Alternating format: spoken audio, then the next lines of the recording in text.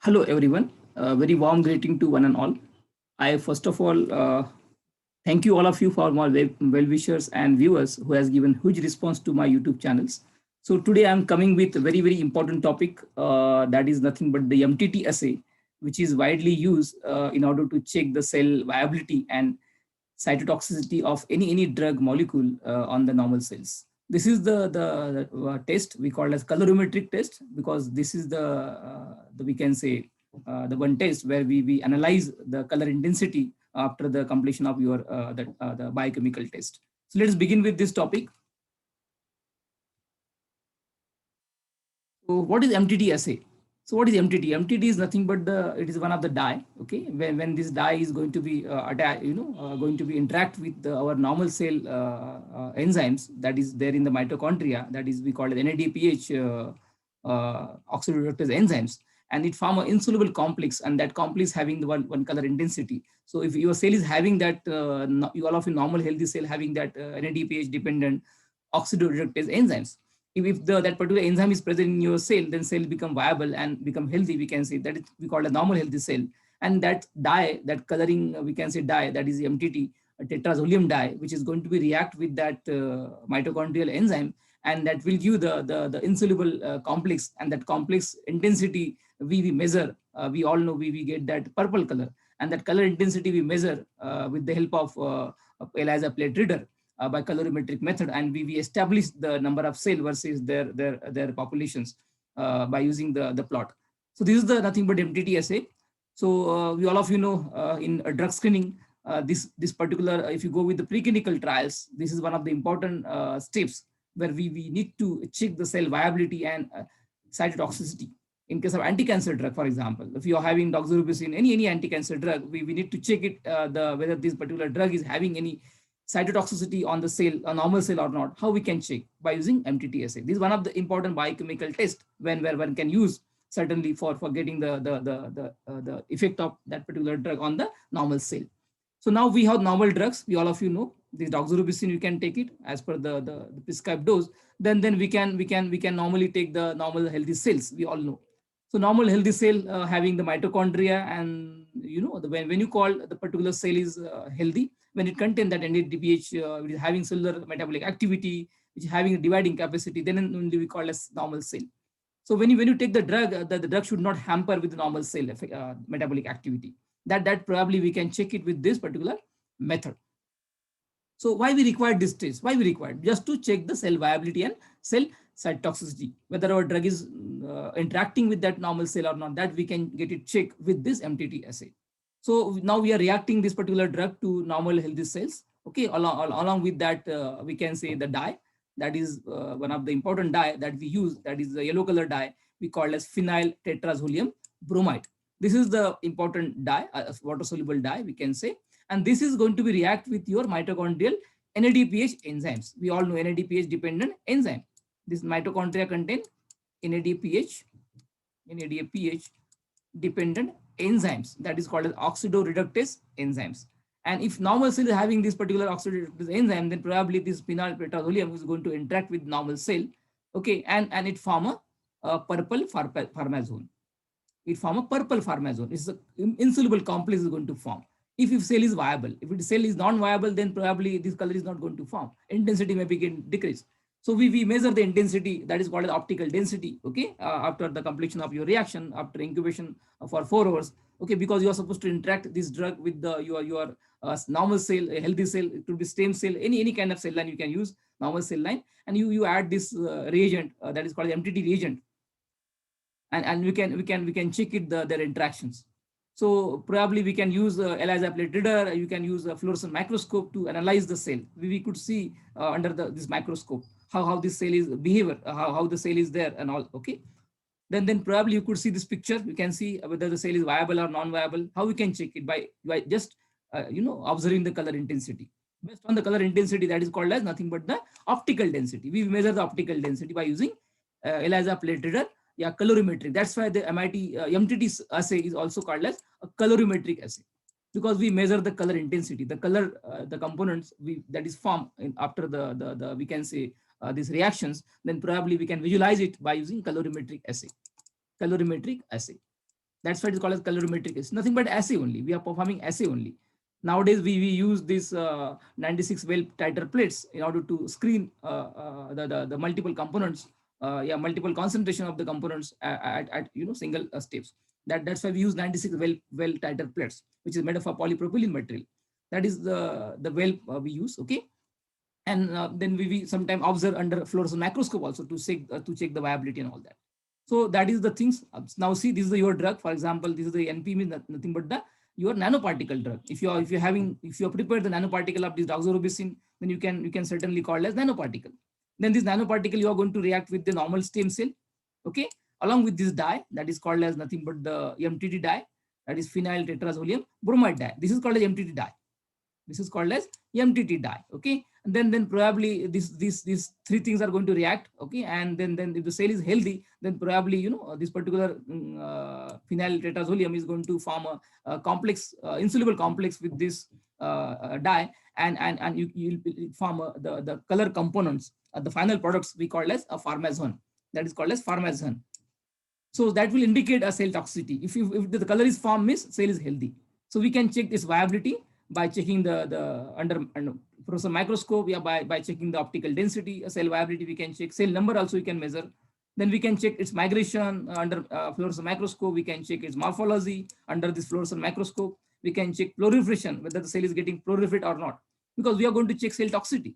Whether our normal drug, if you prepare any complex, any ligands, any conjugates, probably we can use it for your analysis, whether the drug is having any cell toxicity or not.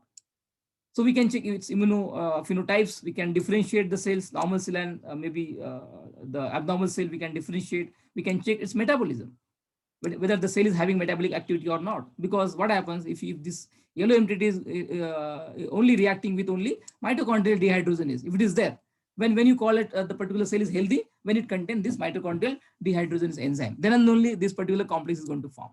That certainly we can analyze with this MTT assay. So this is the basic principle behind this MTT assay. So now probably you can understood over here. This is the colorimetric assay. We can say for assessing the cell metabolic activity of NADPH dependent cellular oxidoreductase enzyme may under defined condition reflect number of viable cell present. Just now I talked about that. If normal healthy cell is there, then probably it is having this particular enzyme, and your dye MTT is going to react with that, and it gives the purple color. That is the purple color indicate the cell viability. If you get the purple color, means cell is viable. It is not going to destroy with your drug. Maybe the drug is not cytotoxic, because that's why we require this. No? Why we require this MTT assay? Just to check cell viability and metabolic activity. So metabolic activity should not be dormant, should not be we can say affect with this particular drug.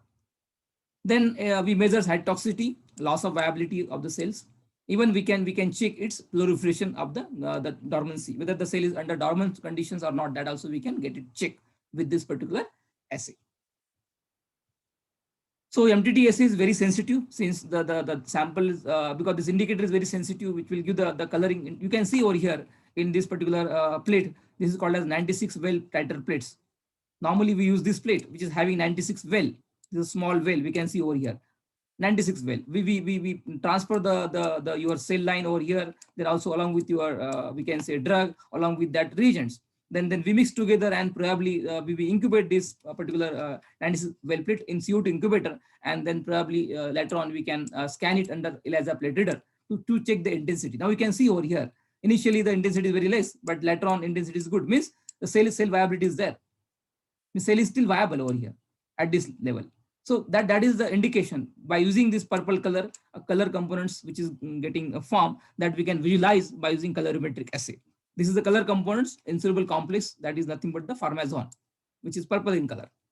That's why this test is very, we can say quantitative test. We can quantitatively determine the number of cell which is present after reacting with your molecules. Then it is a very reliable test. It is based on the ability of metabolically active cells to transform water-soluble dye, that we use MTT dye, to convert into insoluble complex pharmazone, which is purple in color. So these are the things how it is happens. Okay. Then procedure, how it has to be done. Just now I talked about that. What we need this 96 well culture plates. Okay, just to transfer that cell line and your drug along with your we can say the indicator, that is we call MTT dye. Then probably after putting the different concentrations onto this particular anti-stick well plate, okay, then you can incubate in a CO2 incubator for 24 to 48 hours. We use CO2 incubator because cell is required the CO2, okay, just to incubate to get a favorable conditions, okay. Then probably the treatments and the you can see over here the color, how the color is getting changed. That based on your drug properties, you'll be getting different color, okay. So you have to take some control also. Without we can say the drug, we can keep one control just to get your result properly. We can interpret result properly. Then incubate it for 6, 12 and 24, 48 hours in CO2 incubators, okay, after putting the drug, okay, at different concentration to this plate. Because first you added the cell line and you added the here indicator. Then probably you added over here the different concentration of drug. Then you incubate for different time condition.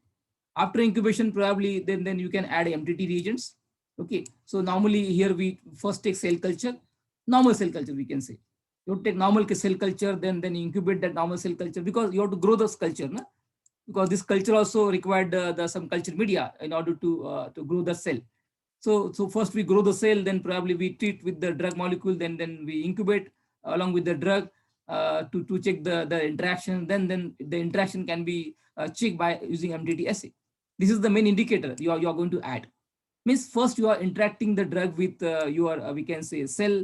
Then after that you are probably adding this MTT to check whether this particular interactions is being happen or not, whether the cell is become cytotoxic or not. That can be checked by using MTT reagents.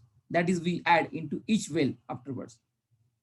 Then probably we again incubate for 3 to 4 hours in CO2 incubator. Then we add a DMSO solution, because sometimes what happens, the cell is very delicate. All of cell is always delicate.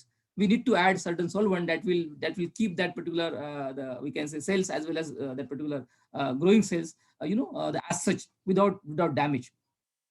Okay, so that's why we use certain solvent like DMSO, dimethyl sulfoxide. Yeah, any other reagent we can use methanol, which act as a cryoprotectant, which give the protection to the cell. That's why it is called as a cryoprotectant. Then we measure the absorbance at 550 to 720 nanometer by using ELISA plate reader. We use ELISA plate reader. Okay, that certainly we use this plate reader. ELISA, you can use colorimetry. ELISA plate reader. Okay, where we measure the cell density, a cell color, yeah, even cell number also, and we can correlate with your results. So MTT, just now talked about that. MTT is nothing but one of the reagent that is called a diphenyl tetrazolium. It is a colorimetric assay to check cell metabolic activity like cell viability and cell cytotoxicity. It's determining the mitochondrial dehydrogenase activities in living cells, NADPH reducing the tetrazolium dye, MTT on its insoluble formazole, which has purple color, because we measure this purple color intensity by using ELISA plate reader. This is the ELISA plate reader we normally use, which measures the MTT formazole complex, and then we establish this relationship that is called as a linear relationship between the cell number and signal producing that is produced, that we established. And then we measure the IC50 value later on. We measure the inhibitory concentration, that is IC50. How much that means concentration required to inhibit 50% of that cell population. That is we normally express the final results. And this is the application where we use. This is just to check the cell viability, to measure the cytotoxicity, and to drug screen for cell line. We can screen the multiple drug on multiple cell line by using this MTT assay. We can check it the same patient sample, and we can correlate with its activity by measuring the IC50 value. I hope you understood this MTT assay. We will be coming more such video in future. So like this channel and subscribe it so that you can get all updated video from my side. Thank you very much once again.